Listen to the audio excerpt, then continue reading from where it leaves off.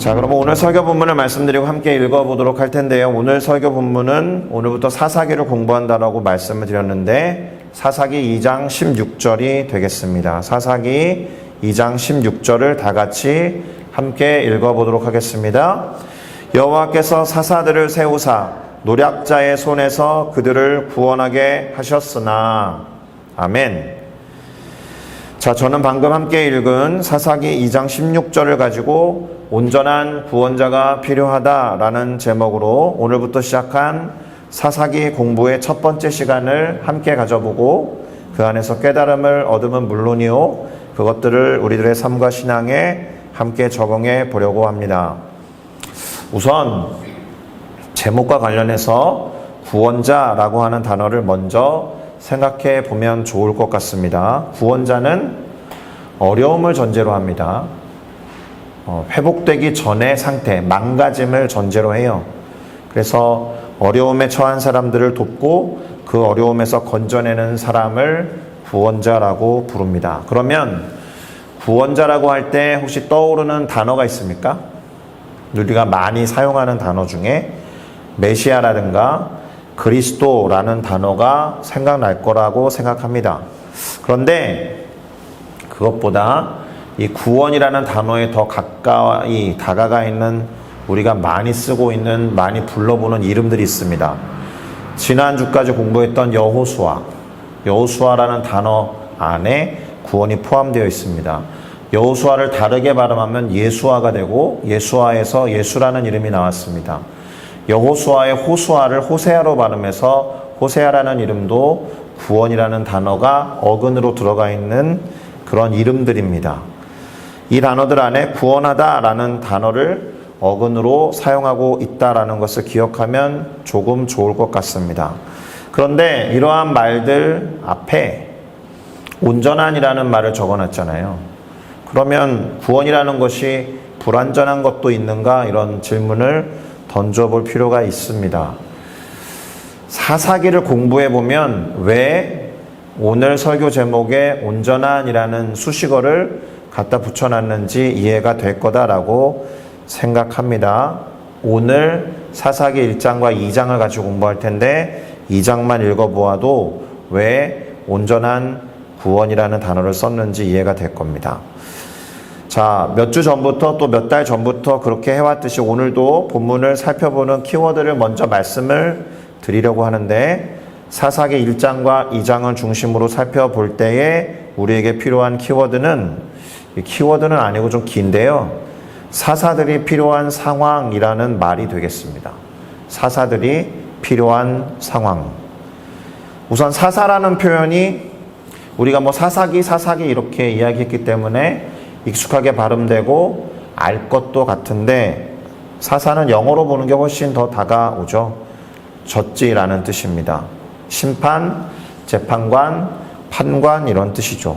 언젠가도 말씀드렸는데, 그래서 카톨릭 성경책에는 사사기라고 해놓지 않고 판관기라고 번역해 놓았습니다.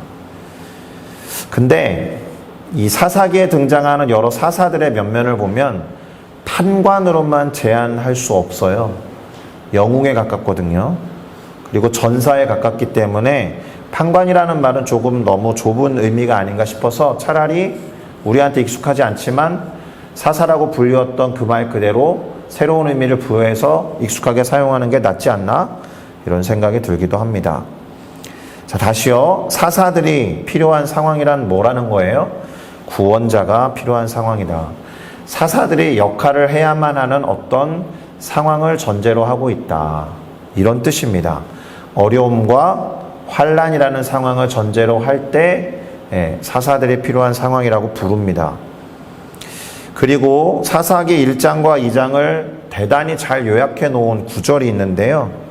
지금 읽을 건 아니지만 사사기 2장 18절부터 23절을 읽어보면 이것이 사사기 전체를 요약하고 있는 구절이구나 라는 것을 공부해 보시면서 알게 될 겁니다. 원래는 사사기 1장과 2장을 잘 요약해 놓은 구절이라고 말씀을 드리려고 했는데, 읽어보시면 이게 사사기 전체를 향한 요약이고 사사기를 열어 제끼는 서문에 해당하겠구나, 이런 것들로 와닿을 겁니다. 맞습니다. 우리가 사사기를 읽어감에 있어서 기억해야 되는 것은 무엇이냐 하면 여호수아서랑 연관이 되어 있다라는 거예요. 제가 사사기 1장, 2장이라고 해놓고 2장 얘기만 주로 하고 있고 2장에 있는 구절을 가지고 사사기 전체를 요약한다라고 했으니까 사사기 1장은 그럼 뭐지? 이런 생각이 들 수 있잖아요.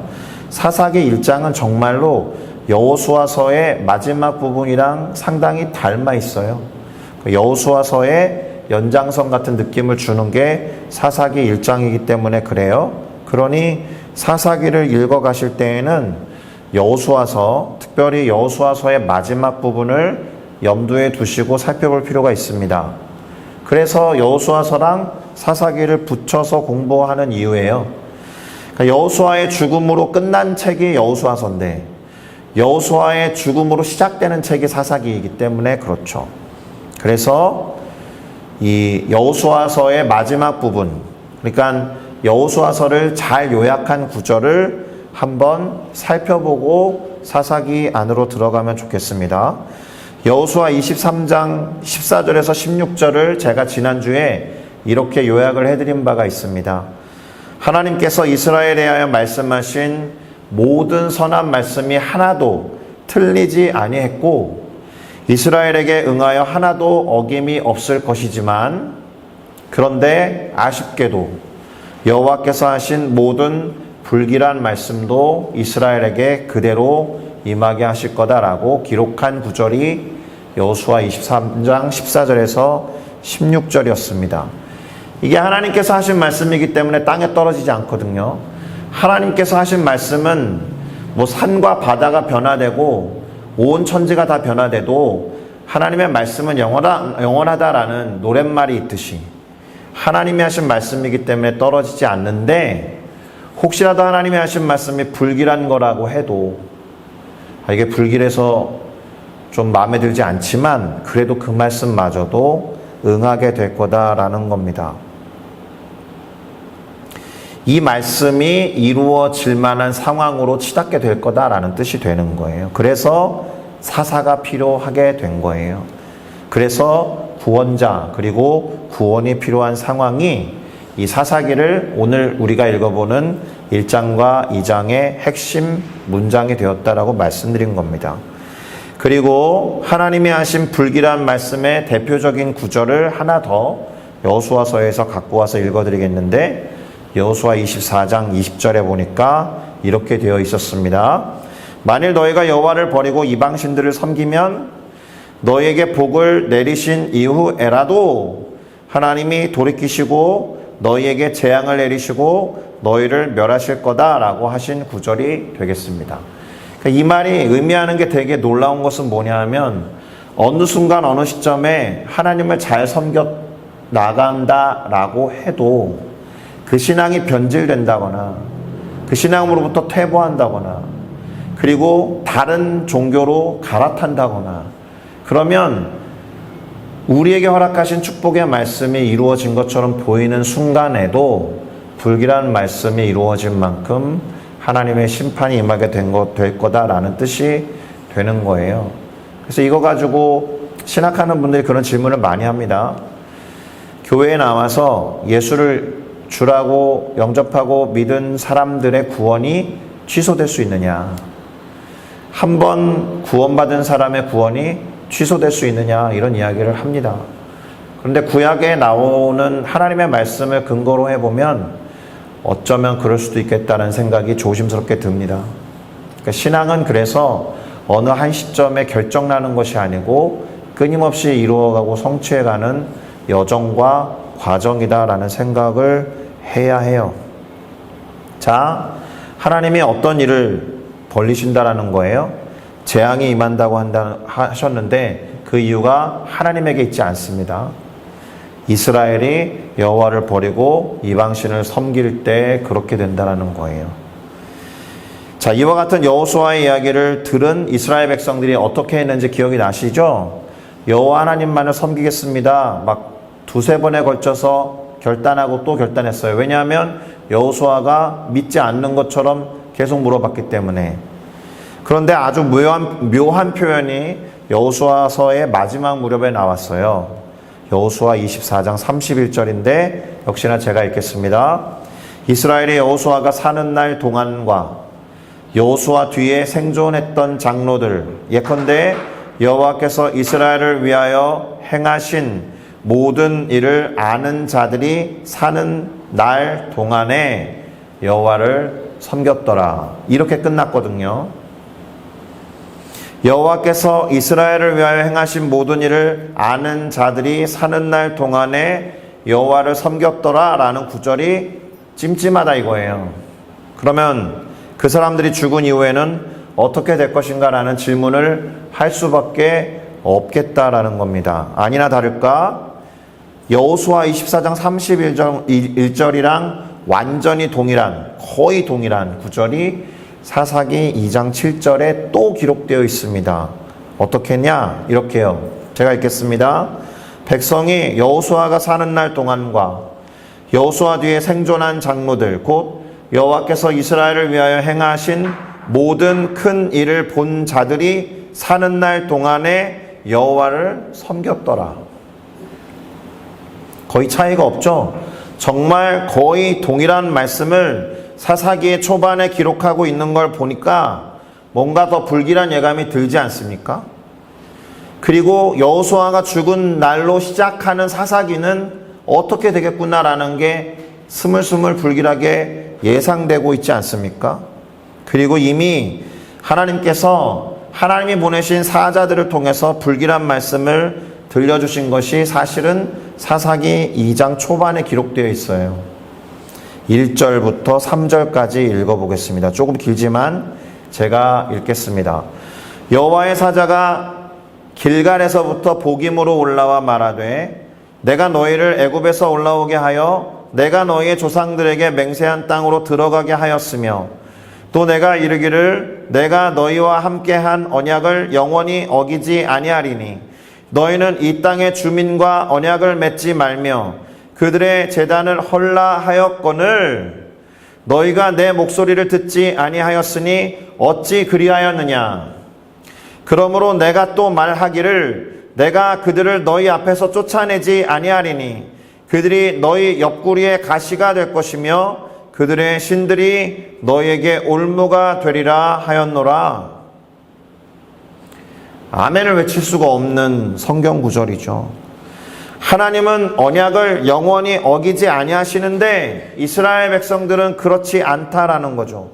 그래서 이방인들을 쫓아냈으면 그나마 가능성이 희박한데 쫓아내지 못하는 이방 민족과 타협하고 이방 민족이 섬기는 신들에게 절하고 우상을 숭배하게 됐다라는 것이 도대체 어떻게 된 일이냐 이렇게 묻고 계신 거예요. 그래서 이방 민족과 이방 민족들의 신들이 옆구리의 가시와 올무가 될 거다라고 하는 불길한 말씀을 경고와 심판과 저주의 메시지로 던져주신 겁니다. 자, 우리는 이미 이와 같은 하나님의 불길한 말씀도 이스라엘에게 임할 거다라는 것을 여호수아서의 마지막 부분에서 확인한 바가 있습니다. 자, 실제로 여호수아가 죽고 난 뒤에 불길한 예감을 극대화시키는 구절이 사사기 2장 10절에 이렇게 기록되어 있습니다. 제가 읽겠습니다. 그 세대의 사람도 다 그 조상들에게로 돌아갔고, 그러니까 여호수아와 함께 하나님의 일하신 것을 보고 경험했던 그 세대의 사람들이 다 죽었다라는 거죠. 그 후에 일어난 다른 세대는 여호와를 알지 못하며 여호와께서 이스라엘을 위하여 행하신 일도 알지 못하였더라.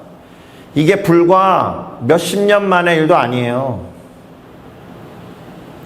분명히 하나님께서 행하신 일들을 돌도 세우라고 하셨고, 그 다음에 율법을 지키면서 할례를 행하면서 기념하라고도 하셨고, 대대손손 알려주라라고 했으니 교육에 대한 책임감도 부여하셨는데 안 한 거예요. 여기서 얻을 수 있는 교훈이 있습니다.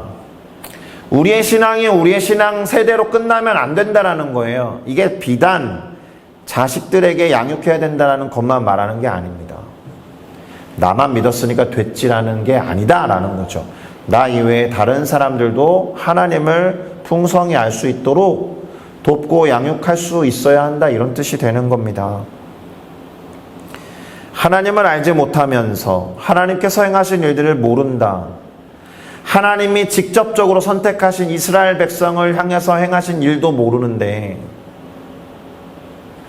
그런 소문과 소식과 아름다운 복된 소식을 전파받은 우리는 개인적으로 체험한 예수 그리스도를 인격적으로 만난 체험 이외에 한민족을 향한 하나님께서 행하신 일이 사실 잘 없잖아요. 민족 전체로 볼 때. 그럼 민족 전체에 속해 있는 다른 사람들에 대해서는 어떻게 해야겠느냐. 개인이 체험한 하나님을 증언하는 것과, 그리고 이 나라와 이 민족에게 복을 주셨다라는 사실을 증언하는 것 이외에 다른 방법이 없는 거예요. 그 후에 일어난 다른 세대는 여호와를 알지 못하며, 하나님을 알지 못하면 하나님이 가르쳐 주신 가치관에 따라 살 수 없겠죠. 여러 가지 죄의 상황 가운데로 치닫는 건 당연한 겁니다. 여호와께서 이스라엘을 위하여 행하신 일도 알지 못하였기 때문에 이렇게 기록하고 있어서 그런지 불길한 예감이 점점 들기도 합니다. 그래서 그런 얘기 있죠. 불길한 예감은 틀린 적이 없다. 그리고 그렇게 불길하게 직관하고 있었던 안 좋은 일들은 왜 동시다발적으로 일어나는가, 이런 생각이 들잖아요. 그 다음 구절에서 바로 하나님이 하신 불길한 말씀이 이스라엘 백성들 안에서 이루어지는 것을 봅니다. 사사기 2장 11절에서 15절인데요. 역시나 제가 읽겠습니다. 이스라엘 자손이 여호와의 목전에 악을 행하여 바알들을 섬기며 애굽 땅에서 그들을 인도하여 내신 그들의 조상들의 하나님 여호와를 버리고 다른 신들 곧 그들의 주위에 있는 다른 사람들의 신들을 따라 그들에게 절하여 여호와를 진노하시게 하였으되 곧 그들이 여호와를 버리고 바알과 아스타롯을 섬겼으므로 여호와께서 이스라엘에게 진노하사 노략하는 자의 손에 넘겨주사 그들이 노략을 당하게 하시며 또 주위에 있는 모든 대적의 손에 팔아넘기심에 그들이 다시는 대적을 당하지 못하였으며 그들이 어디로 가든지 여호와의 손이 그들에게 재앙을 내리시니 곧 여호와께서 말씀하신 것과 같고 여호와께서 그들에게 맹세하신 것과 같아서 그들의 괴로움이 심하였더라. 이게 요약해보면 노란 글씨만 읽으면 돼요. 이스라엘 자손이 여호와의 목전에 악을 행하여 여호와를 진노하시게 하였으되 여호와께서 이스라엘에게 진노하셔서 여호와의 손이 그들에게 재앙을 내리시니 그들의 괴로움이 심하였더라. 이겁니다. 이걸 더 간단하게 정리하면 뭐예요?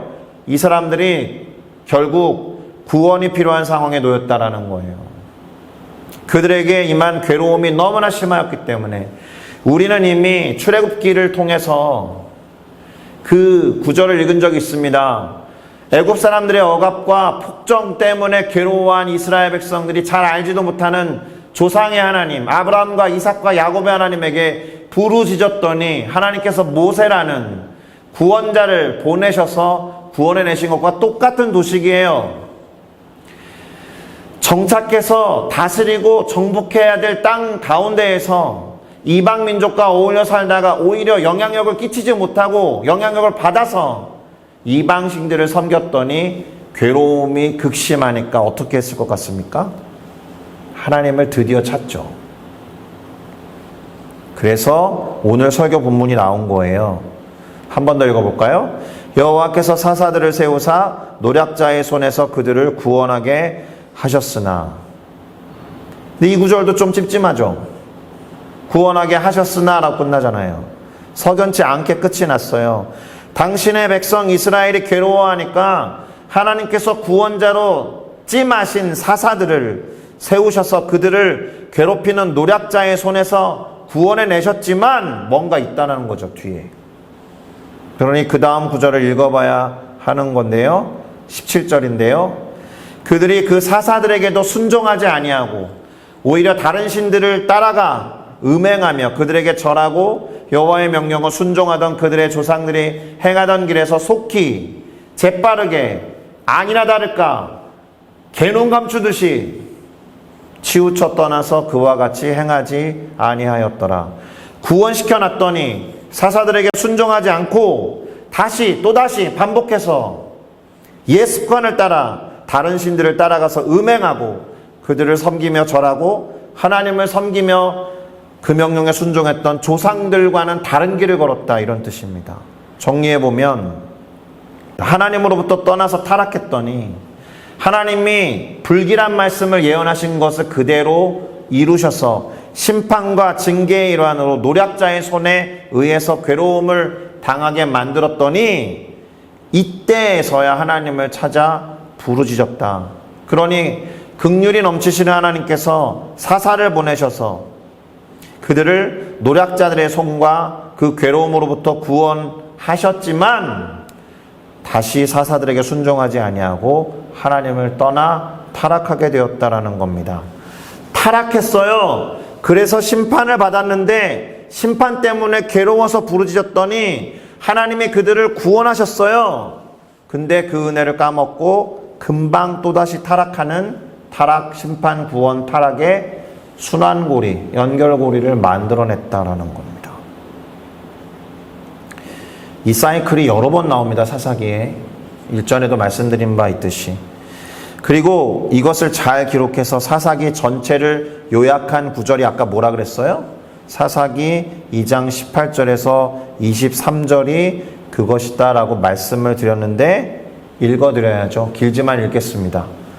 여호와께서 그들을 위하여 사사들을 세우실 때에는 하나님도 그 사사와 함께 하셨고 그 사사가 사는 날 동안에는 여호와께서 그들을 대적의 손에서 구원하셨으니 이는 그들이 대적에게 압박과 괴롭게 함을 받아서 슬피 부르짖음으로 여호와께서 뜻을 돌이키셨음이거늘.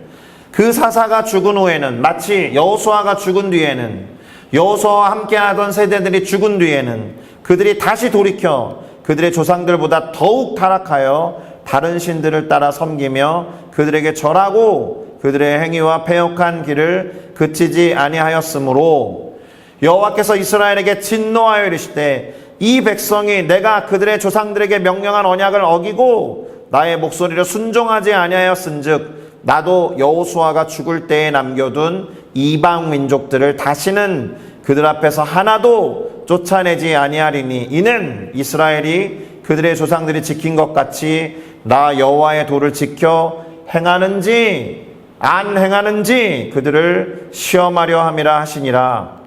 여호와께서 그 이방 민족들을 머물러 두사 그들을 속히 쫓아내지 아니하셨으며 여호수아의 손에, 다시 말하면 이스라엘의 손에 넘겨주지 아니하셨더라, 이렇게 되어 있습니다.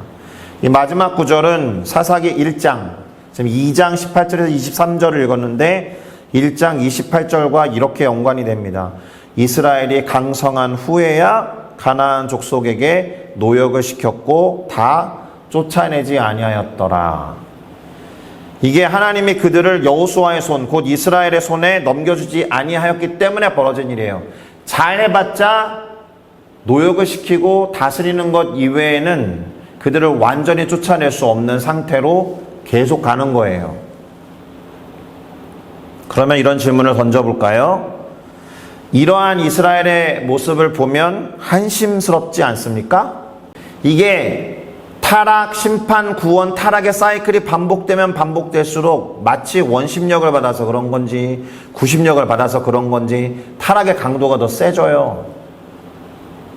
한심스럽죠.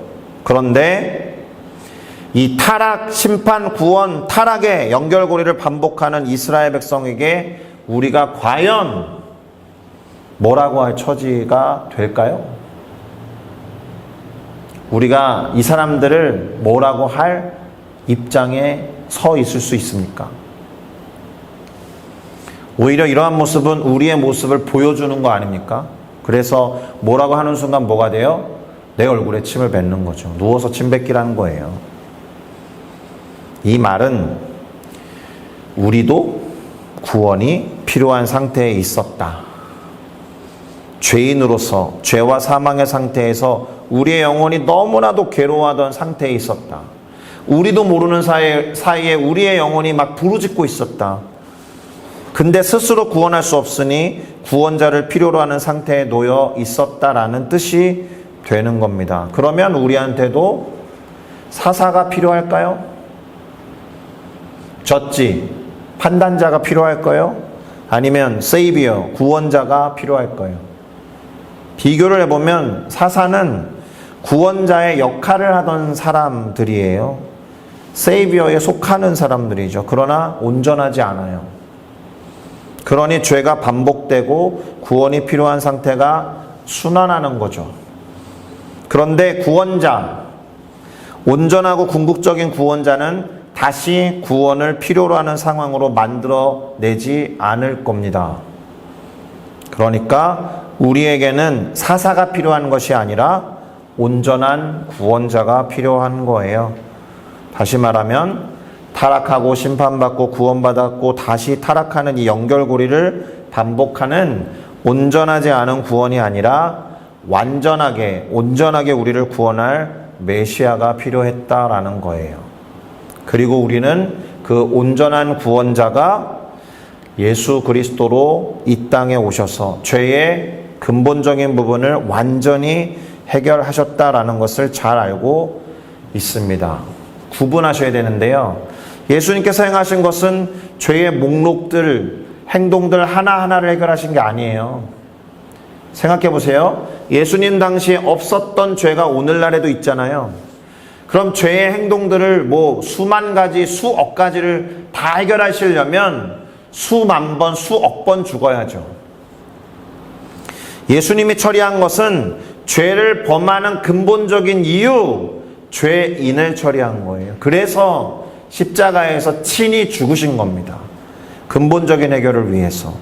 죄인이 십자가에 달려서 죽었다라는 그 대표적인 표현을 위해서, 대표적인 죽음을 통해서 죽어야 하는 모든 인간 영혼이 구원을 얻을 기회를 받게 되었다라는 게 성경의 아주 중요한 도식이에요. 그리고 이렇게 주어진 구원받은 이후의 삶은 다시 구원을 필요로 하는 삶이 아니라 구원을 이루어가고 완성해가는 과정에 놓이게 만들었다라는 점에서 차이가 있습니다. 사사기를 통해서 발견하는 이스라엘 백성들의 모습과 우리는 다르다라고 말할 수 있습니다. 그런데 이 다름의 이유가 우리에게 있지 않아요. 우리는 좀 달라, 이스라엘 사람들이랑 달라, 죄를 반복하는 저들과 달라, 이렇게 말하라는 게 아니라 우리를 구원하신 분이 누구냐, 요거 때문에 다르다라는 거예요.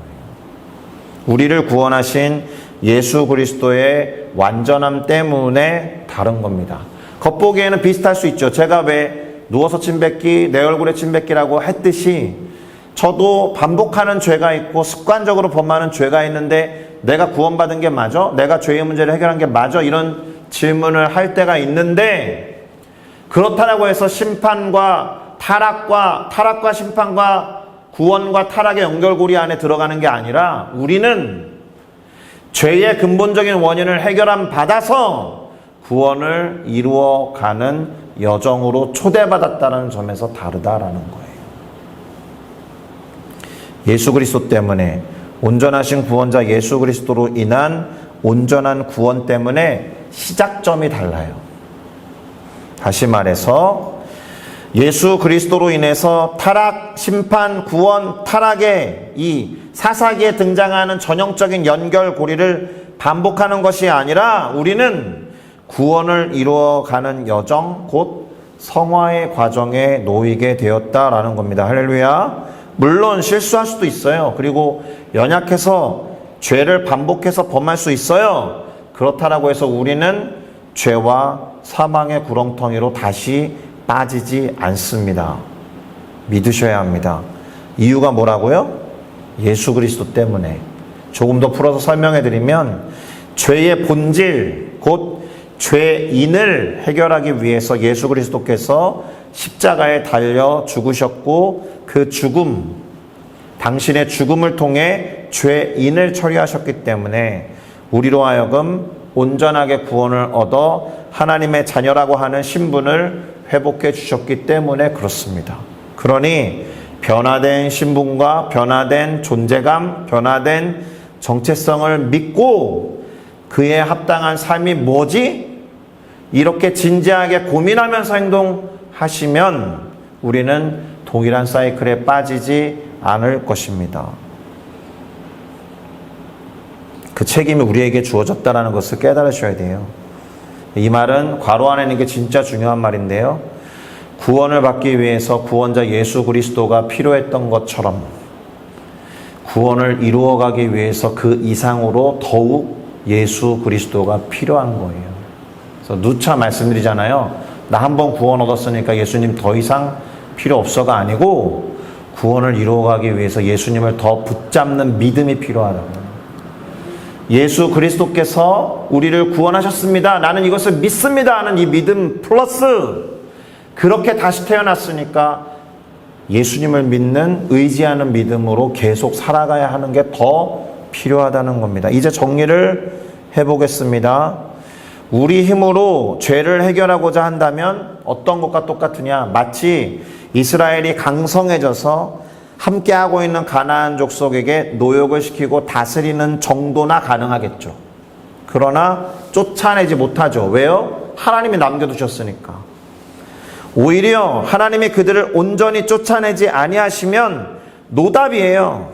차라리 그것을 인정하시고 하나님을 전적으로 의지하면서 신뢰하면서 그분과의 약속을 지켜가야 한다는 겁니다. 그런데 우리 안에서 죄인을 처리했다라고 하셨잖아요.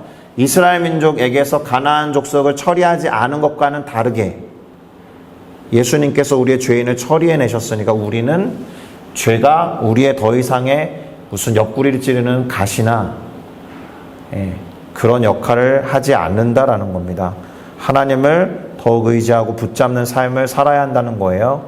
그러니 너희가 내 목소리를 듣지 아니하였으니 어찌하여 그리하였느냐? 그러므로 내가 또 말하기를 내가 그들을 너희 앞에서 쫓아내지 아니하리니 그들이 너희 옆구리에 가시가 될 것이며 그들의 신들이 너희에게 올무가 되리라 하는 이 말씀을 유념해서 잘 보세요.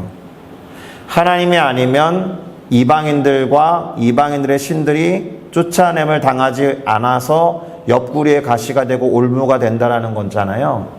그런데 예수 그리스도를 통해서는 죄인을 다 빼내셨잖아요. 더 이상 죄라는 것이 우리의 옆구리 가시가 되지 않고 더 이상 죄라는 것이 우리의 올무가 되지 않아서 하나님과의 바른 관계를 만들어 갈 수 있게 하실 겁니다. 다시 말씀드립니다. 그러니 하나님을 전적으로 붙잡고 의지하세요. 구원받은 하나님의 자녀라면 우리를 성장시키시고 우리를 먹이시고 입혀주시는 마치 부모나 양육자와 같은 하나님을 더 의지하면서 자라고 커가야 하는 겁니다. 다른 말로 말하면 하나님이 우리를 온전하게 다스리시도록 우리를 내어드리고 완전히 의지함으로써 완전한 하나님의 자녀로 자라가야 한다라는 겁니다. 우리 힘으로 우리 스스로 구원할 수 없고 구원을 완성해 가는 것도 불가능하기 때문에 그렇습니다. 구원하심은 그래서 오늘 마지막 찬양으로 불렀을 때 고백한 것처럼 보좌에 앉으신 우리 하나님과 어린 양 되신 예수 그리스도께 있기 때문에 그렇습니다. 할렐루야. 정리합니다. 많은 분들이 이 사사기에 등장하는 타락, 심판, 구원 그리고 또다시 타락하는 이 순환에 주목하지만 결국 구원을 받아야 하는 우리들의 모습을 제대로 보여주는 아마 모델이 될 겁니다. 그래서 사사들을 필요로 하는 상황으로 스스로를 내몰아 넣는 이스라엘 자손의 어리석음에 대해서 우리가 뭐라고 할 수 없는 거예요. 누워서 침 뱉기와 같다라고 말씀드렸습니다.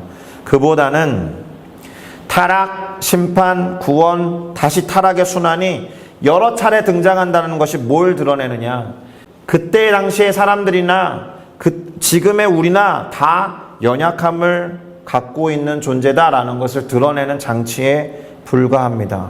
그러니 온전한 구원자 예수 그리스도를 통해서 그와 같은 순환 고리를 끊어내신 하나님을 찬양하고 하나님을 의지하는 우리 모두가 되어야 한다라는 거예요. 사사기를 진지하게 읽어보시면 이 이스라엘 사람들의 모습에서 수시로 내가 보이거든요. 그러면 나도 별 수 없구나 이렇게 하는 것이 아니라 그들과 우리가 다른 건 불완전한 구원, 인간 사사들을 통한 구원이 아니라 완전하고 온전하신 예수 그리스도를 통해 얻은 구원이기 때문에 순환 고리를 영원히 그분이 끊어내셨고 우리를 시작점에 갖다 놓으셨다는 거예요. 순환하지 않아요. 다시 돌아가지 않아요. 걸어가면 돼요. 끝까지 걸어가면 돼요. 속도 중요하지 않아요. 천천히 해도 괜찮아요. 오늘 1cm 움직였어도 상관없어요. 잠깐 발 움찔한 것도 상관없어요. 하나님은 그것을 기뻐하십니다. 이것이 우리가 구원의 여정을 결단하면서 사사기를 공부해야 하는 이유가 될 것입니다. 할렐루야. 기도하시겠습니다.